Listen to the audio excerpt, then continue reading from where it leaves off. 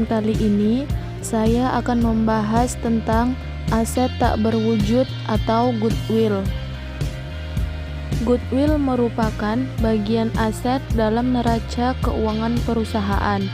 Diklarifikasikan ke dalam aset tak berwujud yang muncul pada saat terjadi akuisisi suatu perusahaan terhadap perusahaan yang lain. Timbulnya goodwill ketika pembayaran atau pembelian atas perusahaan lain dengan harga di atas harga pasar aset bersih atau selisih nilai buku. Selisih yang timbul inilah yang dinamakan goodwill. Dalam dunia akuntansi, goodwill termasuk dalam jenis aset tak berwujud. Secara teknis, goodwill mulai muncul dalam neraca atau laporan posisi keuangan ketika suatu perusahaan hendak mengakuisisi perusahaan lain dengan membayar di atas nominal nilai wajar yang terdiri dari aset bersih perusahaan yang ingin dibeli. Menurut standar USG AAP dan IFRS, nilai daripada goodwill memiliki umur yang tidak terbatas sehingga tidak perlu diamortisasi. Namun, perlu diadakan evaluasi ketika ada penurunan atau kenaikan goodwill tiap tahunnya. Karakteristik goodwill.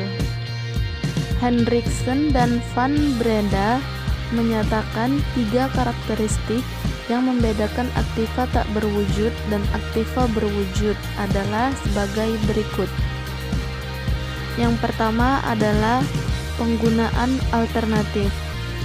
Aktiva tak berwujud merupakan pengembangan proses ataupun produk eksklusif atau proteksi atas keunggulan pemasaran yang tidak satupun dari itu dapat ditransfer ke penggunaan alternatif.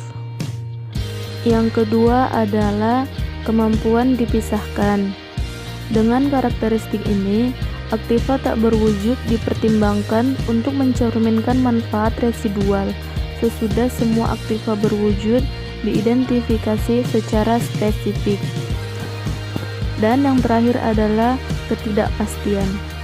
Karakteristik ini mengatakan tingginya tingkat ketidakpastian berkenaan dengan nilai masa depan yang akan diterima, membuat aktiva tak berwujud harus diberlakukan berbeda dari aktiva berwujud.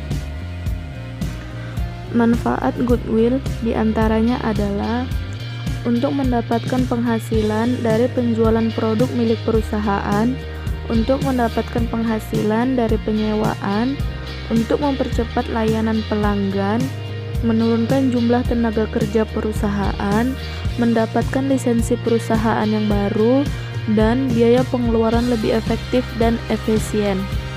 Selanjutnya, kita beralih ke goodwill negatif. Goodwill negatif adalah kebalikan dari goodwill, di mana satu perusahaan membayar premi untuk aset perusahaan lain.